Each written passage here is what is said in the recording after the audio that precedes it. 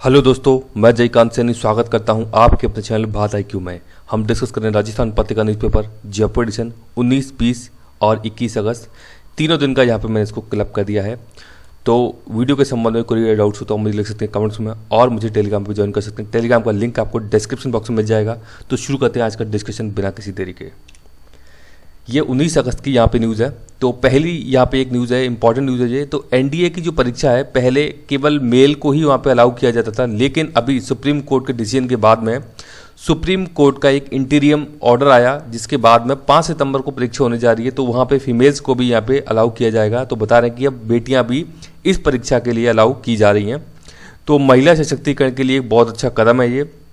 NDA परीक्षा में महिला भी बैठ सकेंगी। बता रहे हैं 2027 में पहली महिला प्रधान न्यायाधीश मिल सकती है, ये भी बोल रहे हैं। ये सुप्रीम कोर्ट ने बुधवार को महिलाओं को 5 सितंबर को होने वाली एनडीए प्रवेश परीक्षा देने की अनुमति प्रदान कर दी है। तो अच्छी खबर है भारत में महिलाओं को लेकर के। कोर्ट रूम लाइव की बात कर रहे हैं यहाँ पे। सेना हमेशा कोर्ट के फैसलों के इंतजार में क्यों रहती है, तो ये कुछ इसके बारे में चर्चा की गई है। इतना इंपॉर्टेंट नहीं है ये।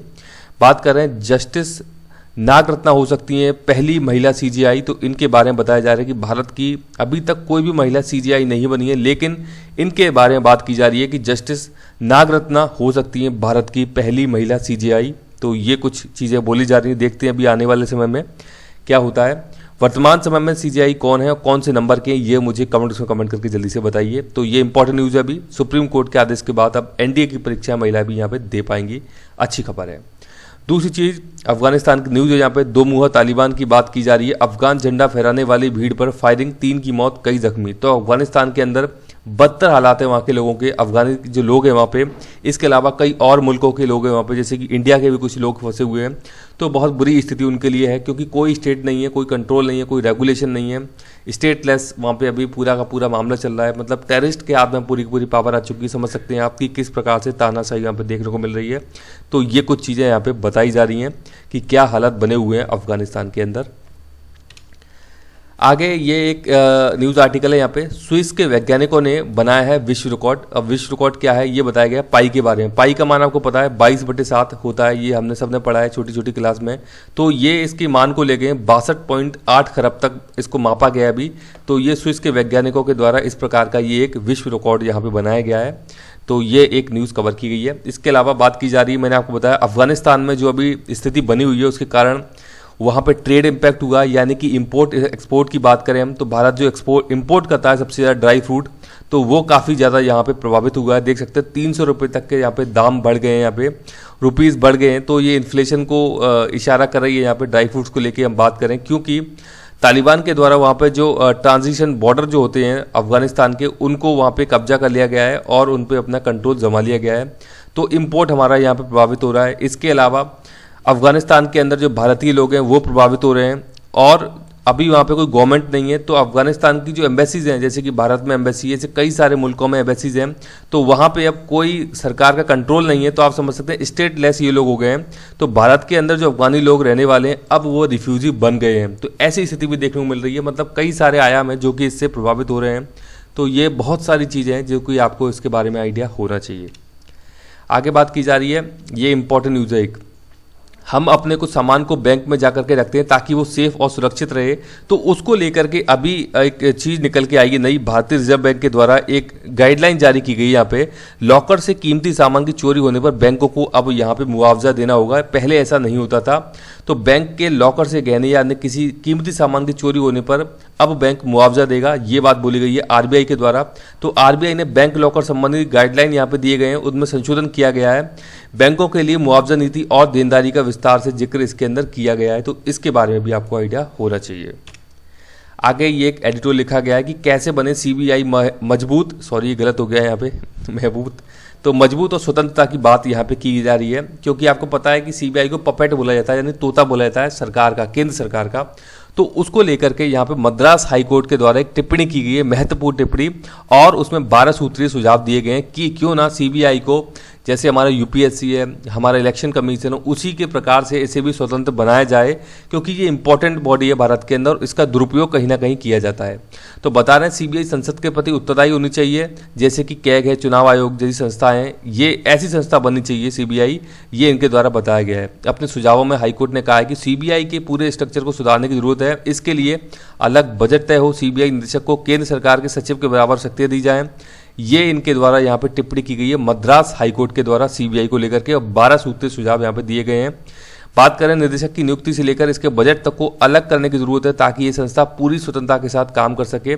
तो यानी कहीं ना कहीं जो सीबीआई है उसको मजबूत और स्वतंत्र बनाने की ये बात कही गई है मद्रास हाईकोर्ट के द्वारा।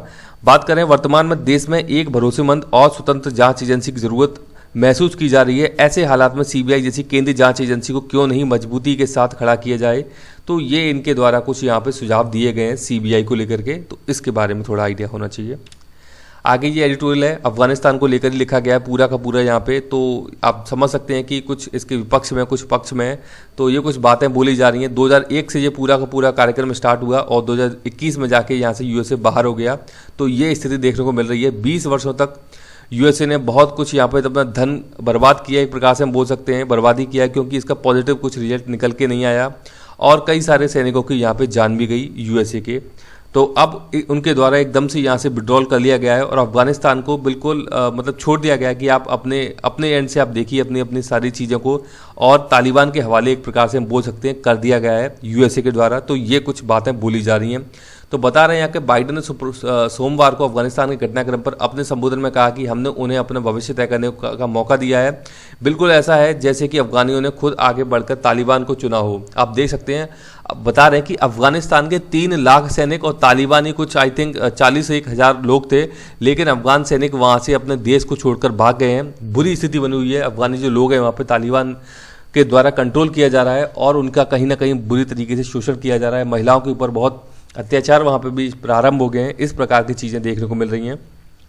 तो ये इस प्रकार से आलोचना भी की जा रही है यूएसए को लेकर के। तो बता रहे हैं कि जो कुछ हुआ उसके लिए अफगानिस्तान की सेना, वहाँ की सरकार और वहाँ के लोग जिम्मेदार हैं। तो ये यूएसए के द्वारा अपनी सफाई पेश की जा रही है कि वहाँ के लोग जिम्मेदार हैं, वहाँ के प्रेसिडेंट जिम्मेदार हैं इस प्रकार की स्थिति होने के लिए। उन्होंने तालिबान को नहीं चुना, वे लड़ाई में मारे गए। उन्होंने अलकायदा को कमज़ोर करने में हमारी मदद की। हमें दुनिया भर में आतंकरोधी तंत्र बनाने का समय मिला, इसी की बदौलत हम सुरक्षित रहे। हैरानी की बात नहीं कि अफगान सुरक्षा बलों ने लड़ने की इच्छा ही छोड़ दी। तालिबान ने चेताया कि अमेरिका अफगानिस्तान से जा रहा है, जो हमारा विरोध करेंगे और उनके परिवार खत्म हो जाएंगे। उन्होंने अफगानिस्तान को आधुनिक समाज की ओर बढ़ने का अवसर खत्म कर दिया, चाहे लड़कियां स्कूल जा सकें, महिलाएं अपनी मर्जी से नौकरी कर सकें और मानवाधिकार को सम्मान किया जा सके।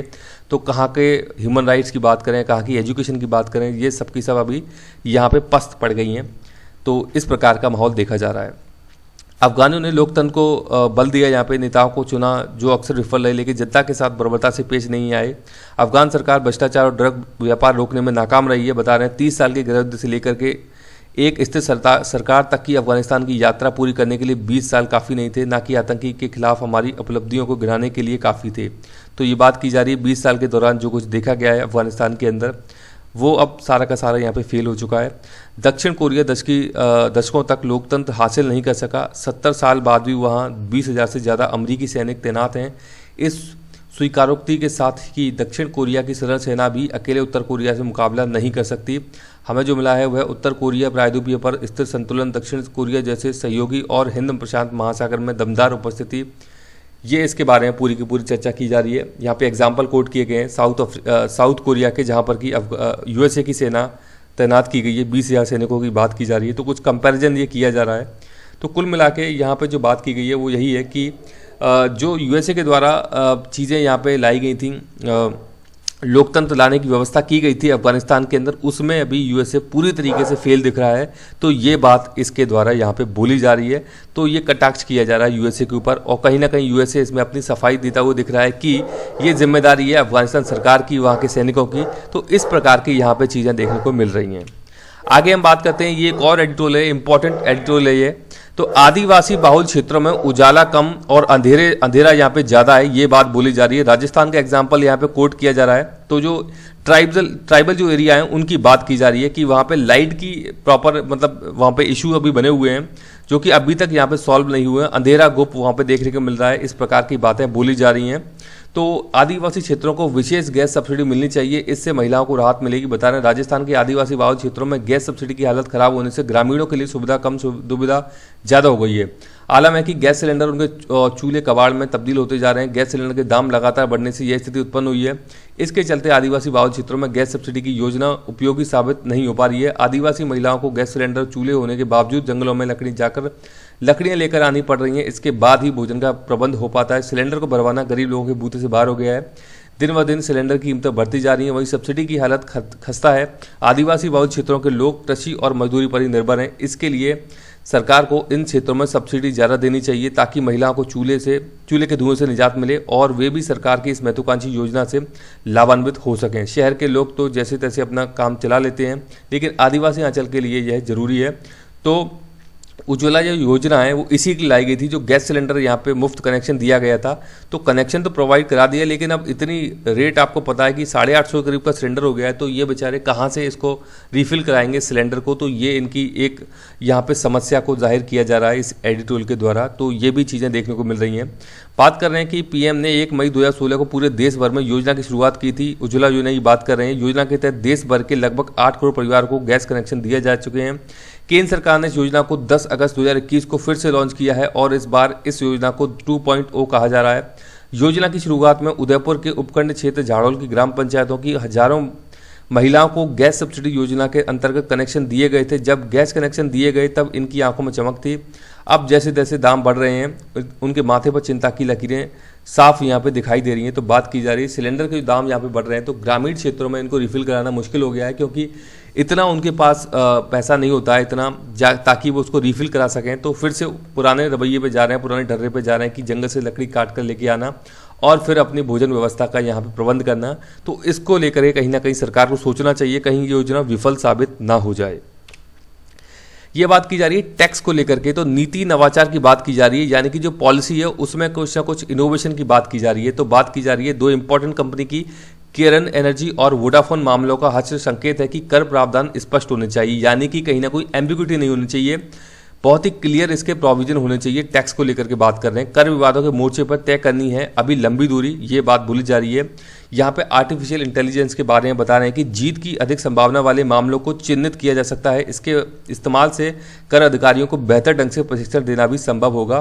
तो आर्टिफिशियल इंटेलिजेंस यहाँ पे इंपॉर्टेंट हो सकती है। टैक्स प्रोविजन की बात करें तो यूपीए 2 की सरकार के दौरान 2012-13 में आम बजट पेश करते हुए तत्कालीन वित्त मंत्री स्वर्गीय प्रणब मुखर्जी ने जिस रेट्रोस्पेक्टिव टैक्स की बात की जा रही है, रेट्रोस्पेक्टिव कर प्रावधान को बारीक अक्षरों में शामिल किया था, उसे अब निरस्त कर दिया गया है। याद रखिएगा, इंपॉर्टेंट चीज़ है ये, अभी इसको निरस्त किया गया है मोदी सरकार के दौरान। तो बात कर रहे हैं कि पीएम मोदी ने इसे अतीत की गलतियों को ठीक करने वाले कदम करार दिया है। दरअसल यह कदम तब उठाया गया जबकि भारत सुर्खियों में रहे 2 अंतर्राष्ट्रीय आर्बिट्रेशन विवाद हार गया था, यानी कि बात की जा रही है इन दोनों की। इनमें से एक मामले में केरन एनर्जी विदेशों में भारत की संपत्ति का अधिकार हासिल करने की धमकी दे रही थी। यदि इस सरकार इस पुराने प्रावधान को हटाना चाहती थी तो वह काफ़ी पहले ऐसा कर सकती थी, बजाय विवादों को जारी रहने देने के, जबकि फैसले सरकार के खिलाफ आए थे।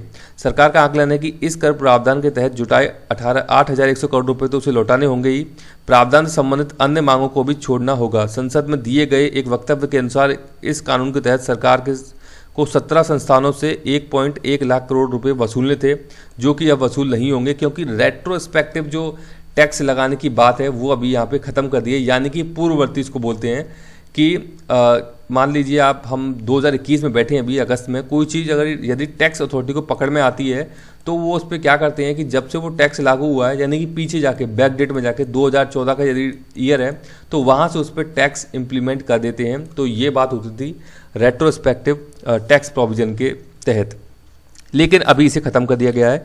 तो यह अभी तक केवल केरन एनर्जी से ही पैसा ले पाई है और कुल 8,100 करोड़ रुपए में से करीब 7,900 करोड़ रुपए केरन एनर्जी को लौटाने की योजना है। सरकार की उम्मीद है कि केरन पैसा लेकर अंतर्राष्ट्रीय मामलों और आर्बिट्रेशन के केंद्रों में दर्ज कराए गए मामले वापस ले लेगी। हालांकि कंपनी ने अभी ऐसे कोई संकेत नहीं दिए हैं कि वह इतनी आसानी से संतुष्ट हो जाएगी। सरकार कुछ गैर जरूरी कर विवादों को खत्म करने की अग्रसर है, जिनसे न्यायपालिका का कामकाज बाधित होता है, अदालतों का समय बर्बाद होता है और ना के बराबर धनराशि हासिल होती है। रिपोर्टों के अनुसार 2020 में 5 करोड़ से कम राशि के प्रत्यक्ष कर विवादों के निस्तारण के लिए लाई गई विवाद से विश्वास इंपॉर्टेंट स्कीम है। याद रखिएगा कि विवाद से विश्वास स्कीम ये टैक्स से संबंधित है, तो 5 करोड़ से कम राशि के जो प्रत्यक्ष कर के जो मामले थे उनके संबंध में है विवाद से विश्वास स्कीम।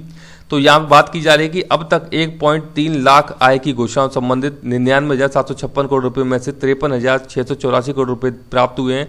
योजना की अंतिम तिथि अगस्त के अंत तक बढ़ा दी गई है। तो ये बात यहाँ पे की जा रही है विवाद से विश्वास स्कीम के तहत। तो ये कुछ चीज़ें हैं, ये बात की जा रही है। हालांकि डेटा इतने ज़्यादा इंपॉर्टेंट नहीं है, तो इसके बारे में आपको आइडिया होना चाहिए कि जो रेट्रोस्पेक्टिव टैक्स का मामला ये क्या मैटर है और इसे अभी वर्तमान में खारिज कर दिया गया है, ख़त्म कर दिया गया है सरकार के द्वारा। ये आगे बात की जा रही है यहाँ पे आरबीआई ने लेख में माना साल 2021 को आईपीओ ईयर, यानी कि इस साल बहुत सारे आईपीओ आए, इसलिए इसे आईपीओ ईयर माना है। किसने? आरबीआई ने। ये एक लेख के दौरान कहा गया है। ये इस साल आए 35 आईपीओ से इकोनॉमी को मिल रही है रफ्तार। तो इकोनॉमी बहुत अच्छा बूम देखने को मिल रहा है, क्योंकि इस बार 35 आईपीओ आए हैं। स्टॉक एक्सचेंज पे बहुत अच्छी भरमार देखने को मिल रही है।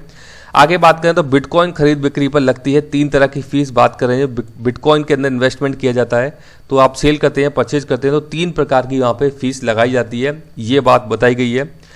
बात कर रहे हैं ब्लूमबर्ग दमानी बने दुनिया के 98 सबसे अमीर। तो बात की जा रही है दमानी एक व्यक्ति हैं जो कि ब्लूमबर्ग के बारे में बात की जा रही है। यहाँ पे 98 दुनिया के सबसे अमीर यहाँ पे बन गए ये। 30 दिन में बताएं पैसा चाहिए फ्लैट। ये सुप्रीम कोर्ट के द्वारा बताया गया कि यूनिटेक बिल्डर से घर खरीदने वाले लोगों के लिए राहत दी गई है ये। तो 30 दिन का समय दिया गया है यूनिटेक बिल्डर को, या तो आप उनको घर दीजिए या उनको पैसा दीजिए। अगले साल आएगा पतंजलि का आईपीओ। तो देख सकते हैं बाबा रामदेव भी अपना आईपीओ लेके आने वाले हैं, इनिशियल पब्लिक ऑफरिंग जिसे बोलते हैं। तो ये भी धूम मचाएंगे स्टॉक एक्सचेंज पे, तो ये आने वाले समय में देखा जाएगा। 20 अगस्त की न्यूज़ है, ये बात की जा रही है असदाबाद स्वतंत्रता दिवस पर राष्ट्रीय ध्वज फहरा रही थी भीड़, ये बात यहाँ पे की जा रही है। आज़ादी के नारों से बौखलाया तालिबान, फायरिंग में 2 मरे।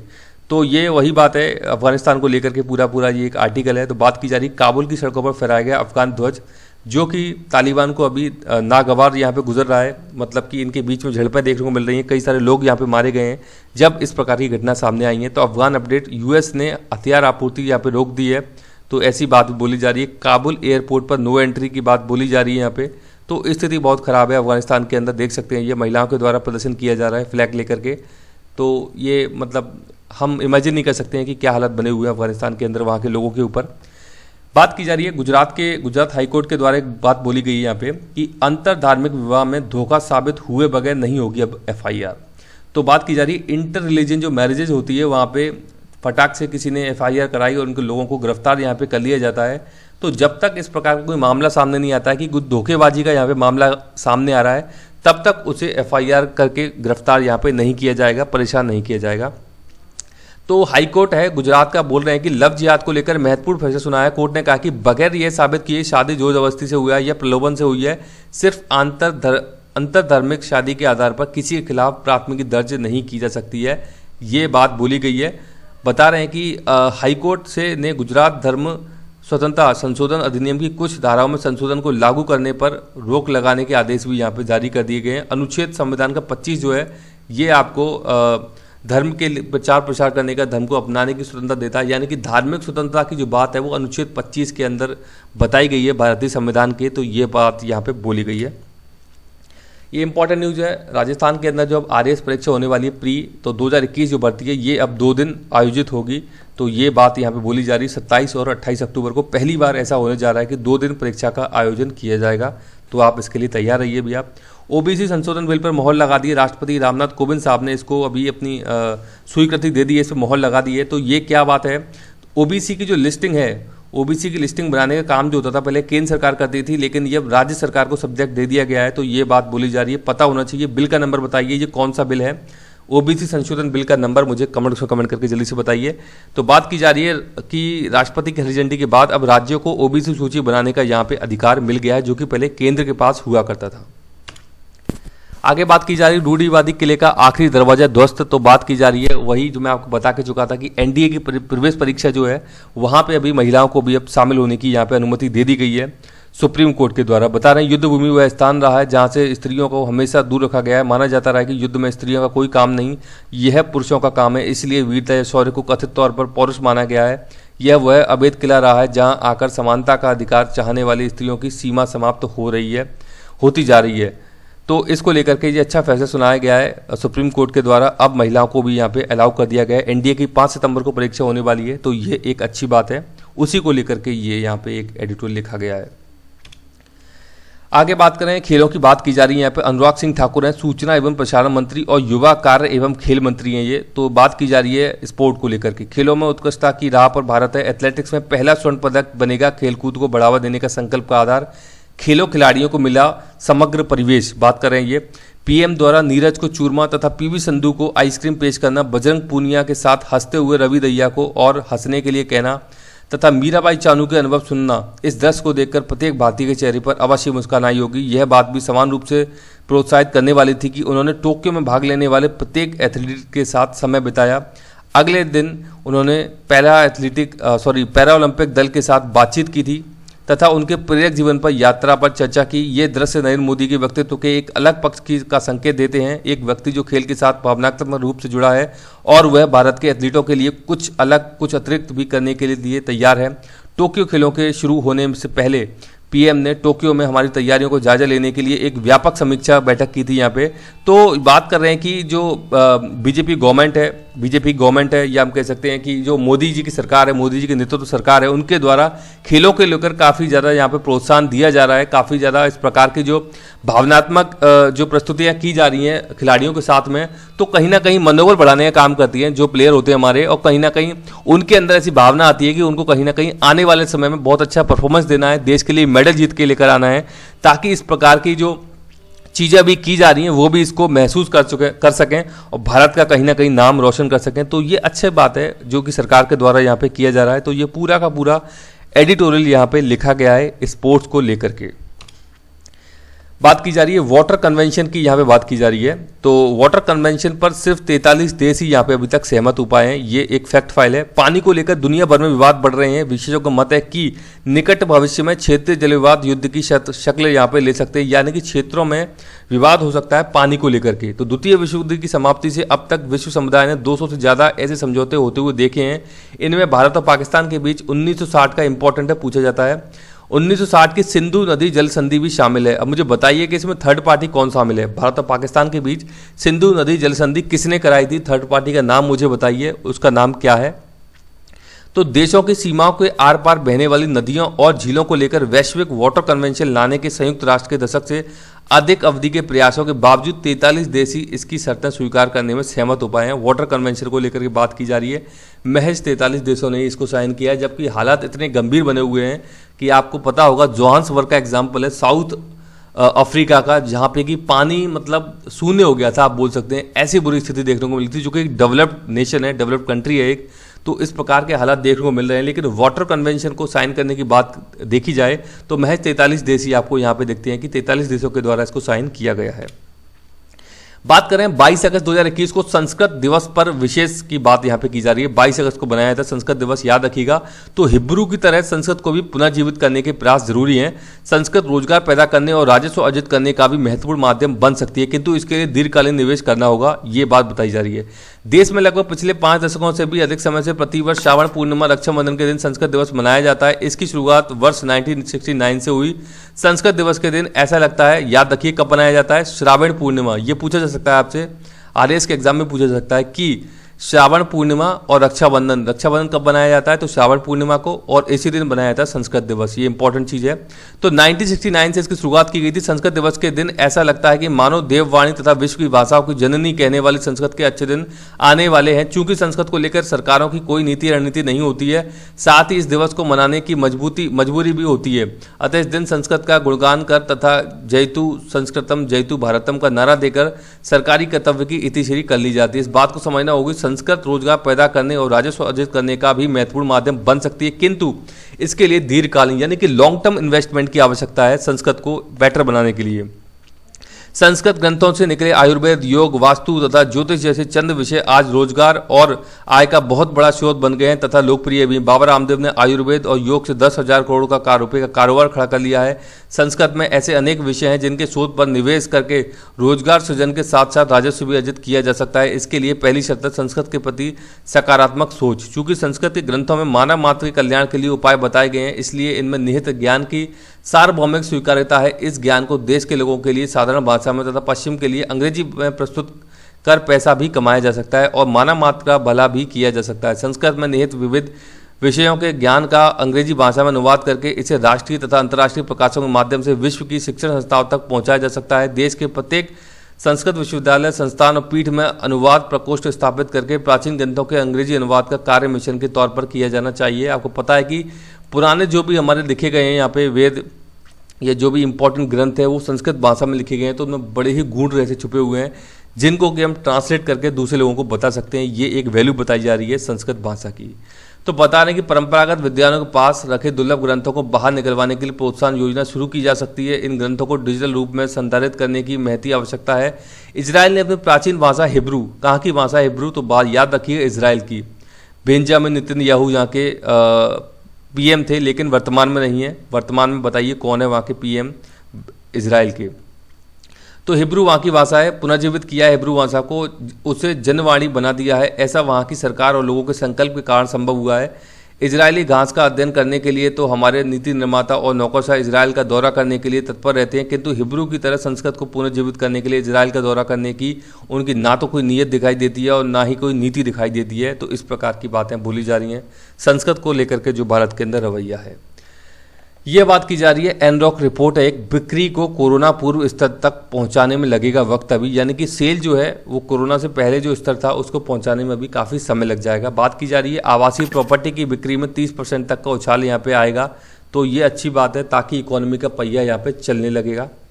बाजार में ऊंचाई पर हो तो बचें पोर्टफोलियो में बदलाव से। तो बात की जा रही है कि यदि बाजार में ऊंचाई पर हैं आप तो पोर्टफोलियो बदलाव से आपको बचना चाहिए, ये बात की जा रही है। स्टॉक मार्केट की न्यूज़ है यहाँ पे। ये जीडीपी 20% तक बढ़ने की उम्मीद यहाँ पे बताई जा रही है, रेटिंग एजेंसी के द्वारा बताया गया है। ये फोनपे में चीनी फर्म ने किया है 371 करोड़ रुपए का निवेश। तो ये अच्छी बात है कि फोनपे भारतीय कंपनी है तो जिसके अंदर चीन के द्वारा 371 करोड़ का यहाँ पे भी निवेश किया गया है।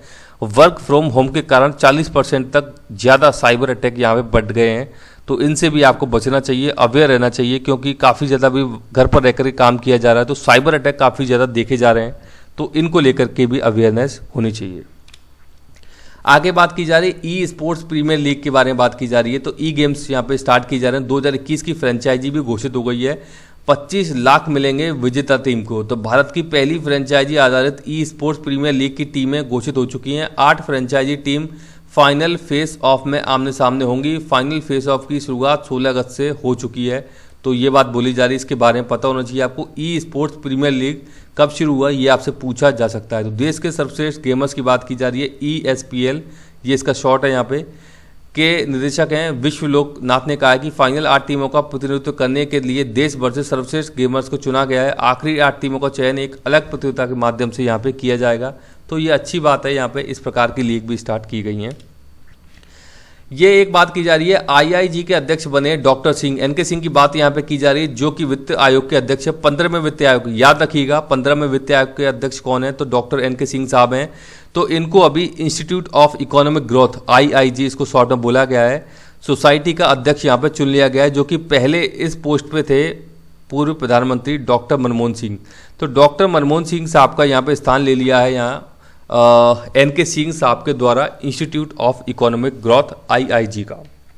बात की जा रही है रडार को चकमा देने वाले विमान, ये नई तकनीक निकाल के आए हैं भारत के अंदर। DRDO के द्वारा ये काम किया गया है। रडार को भी चकमा दे देंगे ऐसे यान बनाए जा रहे हैं, तो उसको पता ही नहीं लगेगा रडार को कि कोई विमान उसके उस एरिया में होके उस परिधि में होके गुजर रहा है, तो ऐसी बात बोली जा रही है। DRDO ने चाफ इलेक्ट्रॉनिक काउंटर मेजर तकनीक विकसित की है, याद रखिएगा ये चाफ इलेक्ट्रॉनिक काउंटर मेजर तकनीक विकसित की गई है। किसके द्वारा? DRDO ने, जो विमानों और युद्धपोतों को मिसाइल हमलों से बचाने में सक्षम होगा। तो इस प्रकार की तकनीक डेवलप की गई है।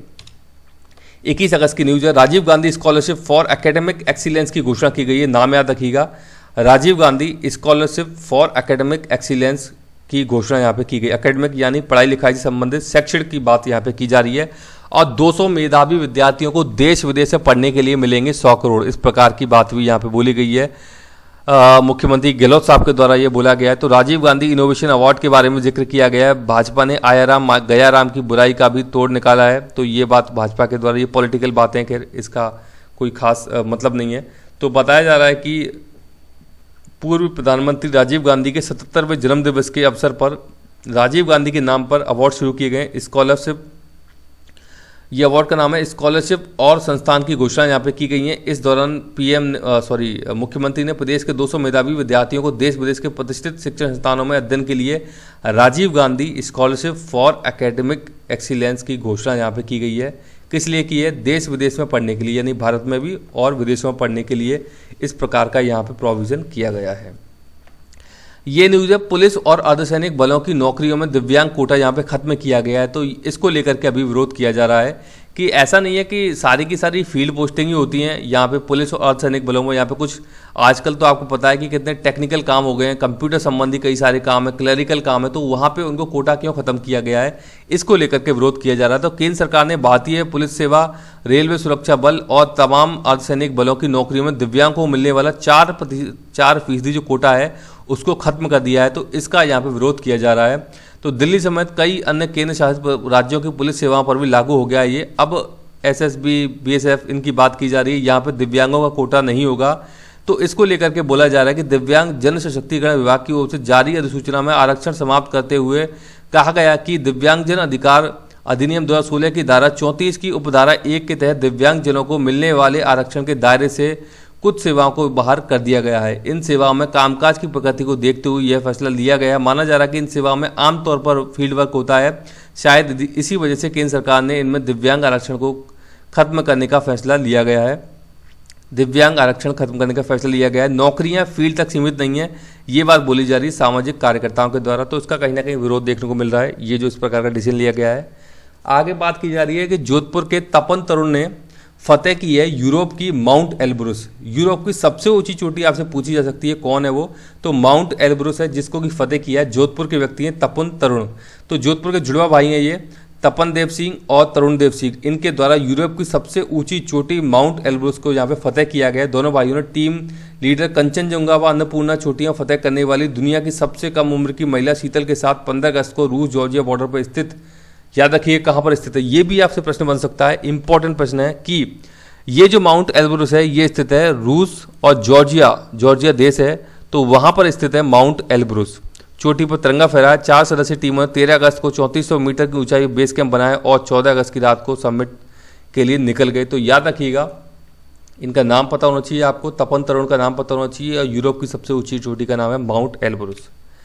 ये बात की जा रही है जेंडर इक्वलिटी की। आपको पता है सस्टेनेबल डेवलपमेंट गोल हैं टोटल 17, वहाँ पे जेंडर इक्वलिटी एक गोल है उसके अंदर, तो उसके बारे में ये न्यूज़ है।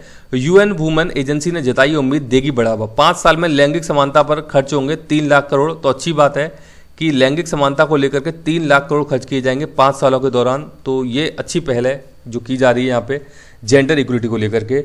टैक्स देने लायक कमाई नहीं है फिर भी भरें आईटीआर, ये बात की जा रही है। क्यों भरें आईटीआर? तो इसके बारे में ये बताया गया क्या क्या इससे फ़ायदा मिलेगा, देख सकते हैं आप। अधिक आपको लोन मिल सकता है यदि आपने आईटीआर फाइल की है। टीडीएस, यदि आपका कहीं आपको पता नहीं होता है कि आपका टीडीएस किसी ने काट लिया है, ऐसी चीज़ें भी देखने को मिलती हैं कि आपका किसी के द्वारा टीडीएस काट लिया गया है जो कि आपको मिलना चाहिए था। लेकिन यदि आपने आईटीआर फाइल नहीं किया है तो ये टीडीएस भी आप क्लेम नहीं कर सकते, मतलब ये पैसा आपका डूब जाता है, सरकार के पास चला जाता है। दूसरा, घाटा क्लेम भी नहीं कर सकते यदि आपने आईटीआर फाइल नहीं किया है, और वीजा प्रोसेसिंग में भी आईटीआर महत्वपूर्ण भूमिका निभाता है। तो 4 इंपॉर्टेंट इनके द्वारा फायदे बताए गए हैं आईटीआर भरने के। तमिलनाडु में बिक रहा है नकली बायोडीजल। तो बायोडीजल की बात की जा रही है, तमिलनाडु के अंदर इस प्रकार की चीज़ देखने को मिल रही है कि बायोडीजल यहाँ पे नकली बेचा जा रहा है। बात की जा रही है 15,05,260 पर करें फ्रॉड की शिकायत। तो जो फ्रॉड की बात की जा रही है उसके लिए नंबर दिया गया है यहाँ पे। ऑनलाइन फ्रॉड को रोकने के लिए इस प्रकार का ये काम किया गया है, ये बात की जा रही है यहाँ पे। सर्वे बता रहा है कि महंगाई जिम्मेदारियों से भारतीय चिंतित है यहाँ पे। तो महंगाई देखने को मिल रही है, अभी काफ़ी ज़्यादा देखने को मिल रही है हर चीज़ में। तो महंगाई और जिम्मेदारी उनसे भारतीय काफ़ी ज़्यादा चिंतित हैं, क्योंकि उनका नेचर ऐसा होता है कि वो सबको लेकर साथ में चलते हैं, परिवार को लेकर के साथ में चलते हैं। तो ये काफ़ी सारी चिंताएं बनी हुई हैं वर्तमान समय में भारतीय लोगों के लिए। मुझे आशा है कि वीडियो आपको अच्छा लगा होगा। यदि वीडियो अच्छा लगा है तो जैसा लाइक करें, शेयर करें, सब्सक्राइब करें, ताकि और भी लोग वीडियो का फायदा उठा सकें। आप मुझे अपने सुझाव कमेंट में भेज सकते हैं या मुझे ईमेल भी कर सकते हैं। इसी के साथ धन्यवाद, मिलते हैं अगली वीडियो में।